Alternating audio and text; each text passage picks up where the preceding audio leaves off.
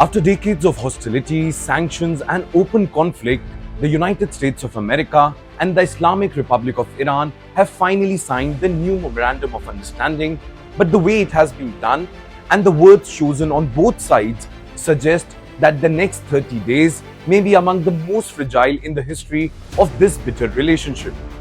On paper, the signing of the US-Iran MOU should be a moment of relief after over 40 years of mistrust, proxy clashes, and nuclear crisis. In reality, it has raised as many questions as it has answered. Instead of a dramatic handshake in a neutral capital, the deal was concluded on screens, with both sides signing the MOU in distant capitals, replacing the traditional signing ceremony. Now, interestingly, at the same time, comments from US President Donald Trump and Iranian officials have undercut the sense of seriousness usually attached to a breakthrough of such scale.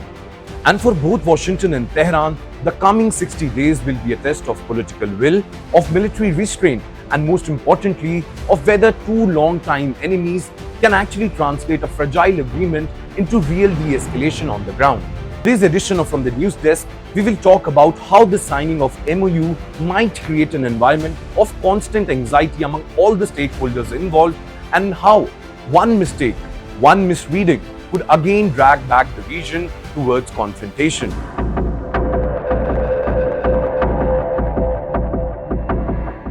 Well, the first striking feature of this MOU is not its content, but its format. A deal of such importance has been signed digitally and not in person. In an age where high-level diplomacy is still built around summit photos, press conferences, and handshakes, the absence of any physical ceremony is hard to ignore. Well, supporters of the move argue that digital signing is faster, more secure, and suited to a crisis where leaders are under pressure at home and abroad. But in the context of US-Iran relations, shaped by 1953 coup, the 1979 hostage crisis, decades of sanction and military clashes, the lack of face-to-face event also looks like a symbol of deep unresolved mistrust. A traditional signing in a neutral capital would have required both sides to accept a degree of political risk, to be seen together, to stand behind the text, and most importantly, to invest personal capital in selling the agreement to their own hardliners. By keeping the process online, both Washington and Tehran have reduced that visible commitment, leaving open the possibility of quick denial or reversal if domestic backlash grows. And more importantly, this distance is not just physical but also psychological. A deal signed without handshakes or real-time negotiations can feel more like a legal transaction than a political turning point, easier to walk away from its implication when it becomes uncomfortable.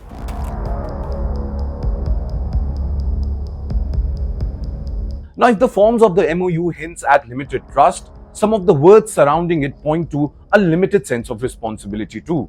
Well, first comes US President Donald Trump, who said both sides agreed to the MOU on 14th June and that it is now which is being formally signed. Already a sign that the process has been uneven and delayed. Now, most striking was his comment during the G7 summit when in a meeting with Egyptian Prime Minister, he described the document bluntly and said this. No, it's not final. It's a memorandum of understanding. And if I don't like it, we'll go back to shooting at them, dropping bombs on their head. If I don't like it, if they don't behave, we'll go right back to dropping bombs right smack in the middle of their head. Well, for an agreement meant to calm one of the world's most dangerous flashpoints, the casual threat of returning to airstrikes send a message that this paper can be torn up the moment it stops being convenient. And such language does three things at once. First, it signals to US domestic hawks that the administration still prefers pressure and force over compromise, reducing the political cost of signing. Second, it tells Tehran that Washington's commitment is conditional and maybe temporary too, encouraging Iranian hardliners to treat the MOU as a tactical pause rather than a strategic shift. And third, it undercuts allies and partners who hope this document can anchor a more stable regional order. Now let's talk about the Iranian side, where officials have confirmed that the MOU has been signed and stressed that now it is time to test the implementation of the agreement. Well, this is a more measured line, but it still carries a warning. Iran will not judge the deal by the signatures, but by what happens in the coming weeks and months. and it is prepared to call out any deviation. Together, these statements reflect a shared approach that is caution at best and cynical at worst. Instead of framing the MOU as a turning point that must be protected, both capitals are presenting it as an experiment that can be abandoned if it does not serve their short-term goals.